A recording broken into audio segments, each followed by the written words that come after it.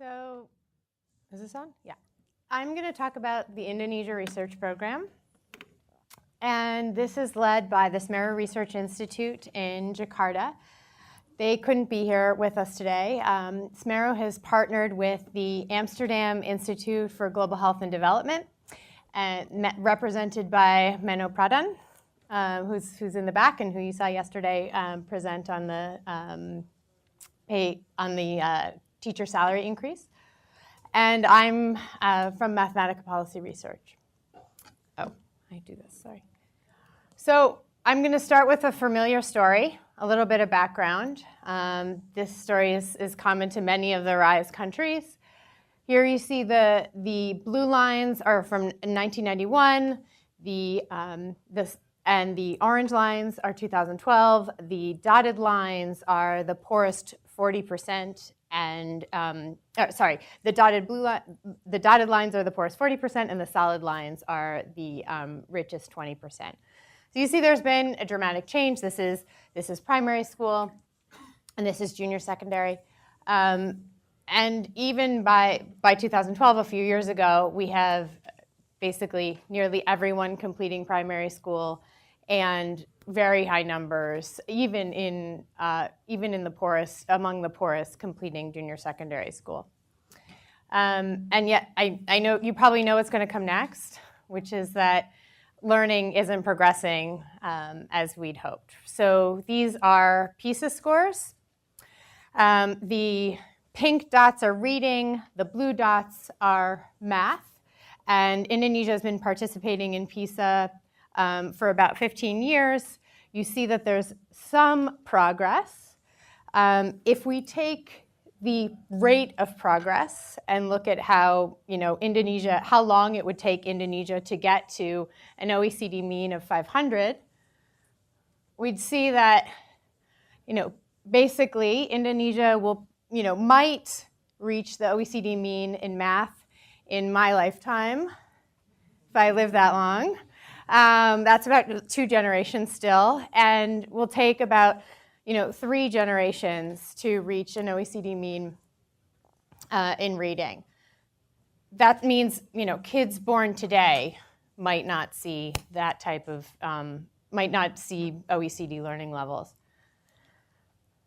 So this is a context in which I think a lot of other presenters have brought up spending.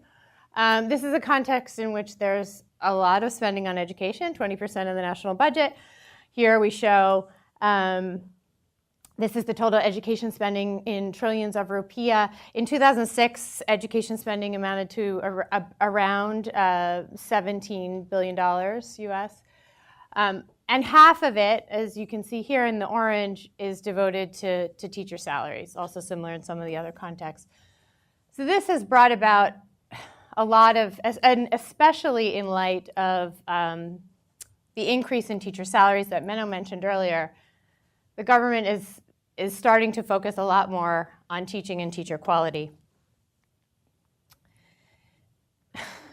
So several years ago, there was a competency test for teachers, and it was revealed that the average score across, so nearly all teachers in the country took this test. About 98% of teachers were tested, and the average score was 42 out of 100.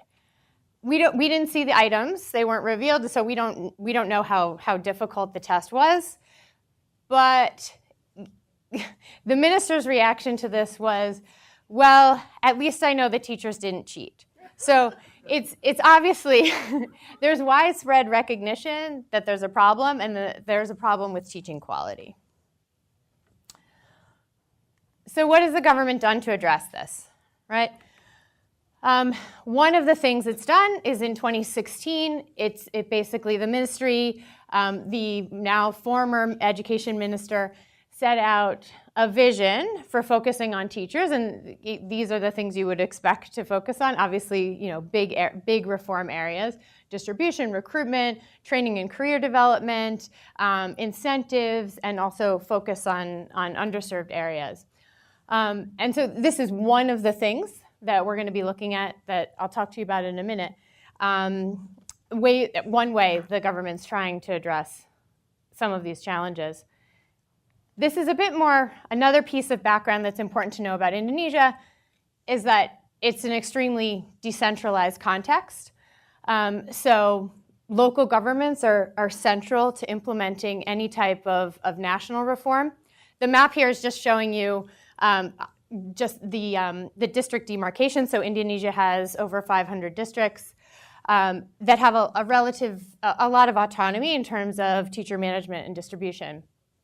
So here, the national government, this is the Ministry of Education and Culture, not surprisingly, sets the curriculum, sets teacher standards, they develop and administer the national exam, and they allocate funding for teacher salaries. But it's the responsibility of the district to hire and fire teachers, to distribute them across the district, manage schools, and also, allocate and manage funding for non-salary expenses. So our research agenda marries these two aspects, this national reform, but also a deep dive into district policy and how and basically how district innovations spread. So some of our key research questions here: how do these roadmap policies improve student learning? How are districts receiving these policies? How are they in part implementing them? And then also looking at, because Indonesia has this great variation across districts, it's a unique setting in which to study, okay, what are districts doing in terms of improving learning? How do their innovations spread across, how do innovations in particular districts spread across districts? And also, how do they filter back up to the national government? So this is a bit of a graphical representation of where we're going. These are in some ways representative of the reform areas under the teacher roadmap. And then we're going to study particular interventions under that roadmap. And I'll talk about the designs for each of these. And then we're going to study kind of this process, the process of districts innovating, teaching each other, and thinking about how do innovations scale up. So now I'm going to talk a little bit more about the national reforms and the particular interventions that we're studying. So the first one, so I'll go through the reforms. These are a bit about kind of the theory of change of why we think a particular reform would ultimately lead to improved learning. And then down here, you'll see the particular designs that we're going to implement. Okay, so the first one, professional development. So as I mentioned before, there's this teacher test. There have been several subsequent tests for teachers. Because of this, the bad press and the pressure, some teachers are now being recommended for remedial training. And this training is being, and the teachers who will go to training are teachers who get a particular score. So we expect to be able to exploit this cutoff score between teachers who need to go to the training and teachers who don't, and use a regression discontinuity design. Next, there's computer-based testing. So the minister said, well, at least the teachers didn't cheat, so which gives us the impression, okay, there's a cheating problem with teachers. This is also a concern at the student level. And so the ministry, and there have been lots of concerns about the national exam, the ministry is now attempting to implement a computer-based testing system. This is a system that it's not an adaptive testing system, like let's say the SAT, but there'll be an item bank of tests and the items will be allocated to students, in a random way, meaning like the students sitting next to each other might not have the same test. And the hope is that obviously this leads to better information about student learning levels. We hope that we'll be able to do this with an RCT because, as you can probably imagine, something like computer-based testing is a big challenge for the government to roll out. and they'll probably have to roll it out in a staggered way. Recruitment. So this gets back to, I know yesterday when Menno talked about the impact of the increase in teacher salaries on performance, a lot of people brought up this question of, well, is this attracting better quality teachers to the profession? Right? It's the extensive or intensive margin discussion. So here, right now, we know we have data, or we will be able to attain national exam score data from individuals entering teacher training colleges. And we have those data kind of, historically. So one idea for us, we're calling this trend analysis. Maybe someone else has, suggestions on a better term here. But we could potentially look at, is the distribution of test scores for entrance to teacher training colleges changing? We may also have access to entrance exams for the teacher training colleges, or potentially exit exams. Another question is, are those higher quality individuals being hired? So we would want to find a way to track them, or potentially use civil service exam scores. Then this last area, rewards and incentives, is a community engagement RCT that is already underway, actually. So Menno and I and others did some work on school committees and community engagement, and saw some promising results on the community piece. So that was one reason we became interested in community engagement. Another one was, again, this doubling of teacher salary. There's a lot of discussion in Indonesia how to use this, this top-up of teacher salaries more effectively, and is there a way to better utilize teacher allowances? So here, and I should say this project is run and managed by Dewi Susanti, who's also here today. So this is a 3-arm trial. The project's called Kiat Guru.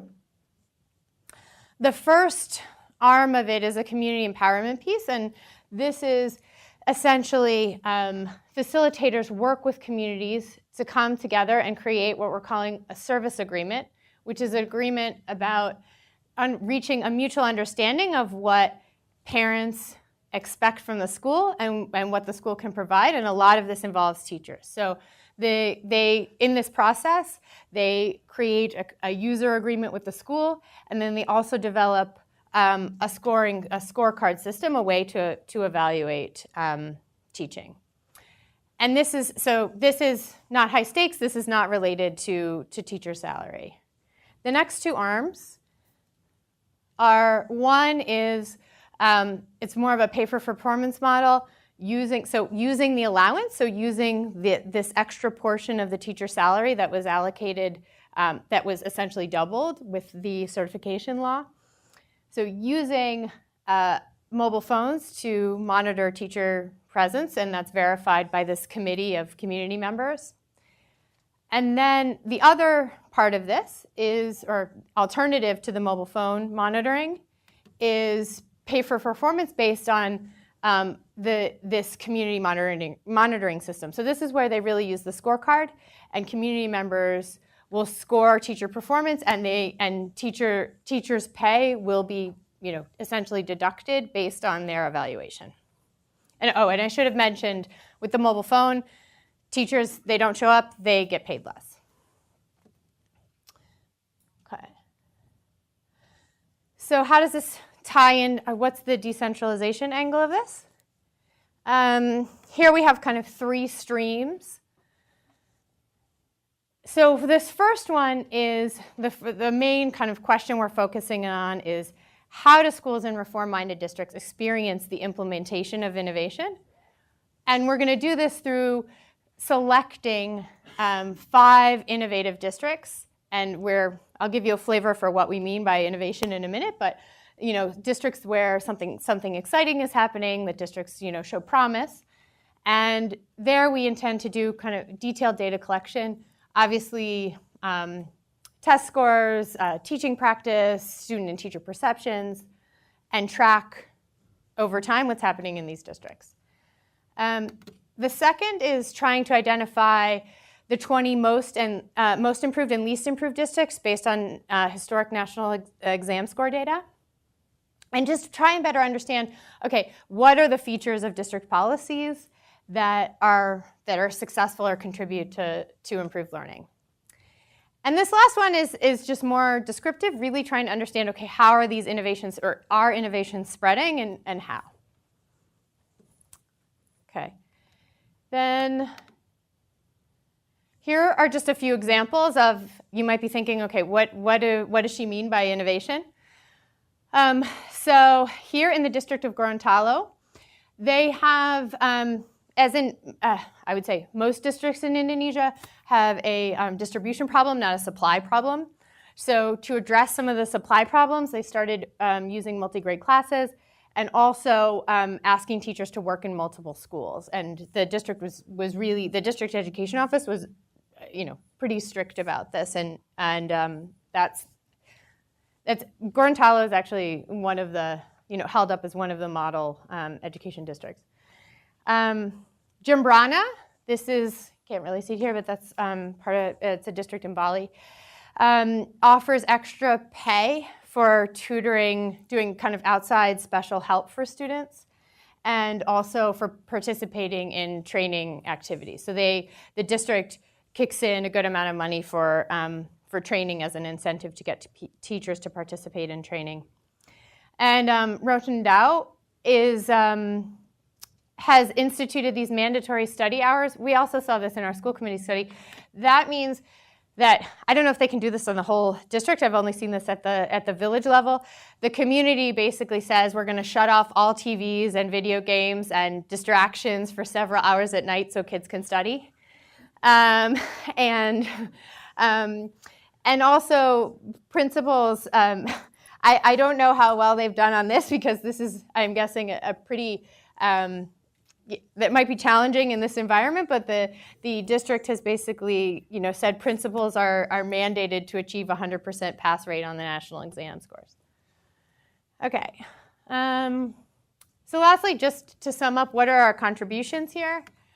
I think we're trying to focus on this mix of reforms that have taken place. So, the teacher law that offered this doubling in salaries was implemented in 2005. So we're trying to understand kind of the consequences of that. Reforms that have started to be implemented, like as an example, the computer-based testing is already underway. And then reforms that have yet to be implemented. So we also want to look at we recognize that looking just at national level policies is really insufficient to understand systems change, because districts play such a huge role in education policy and implementation. And this, as I mentioned, this districts allow us to, this unique situation of all these districts allow us to study variation across the country.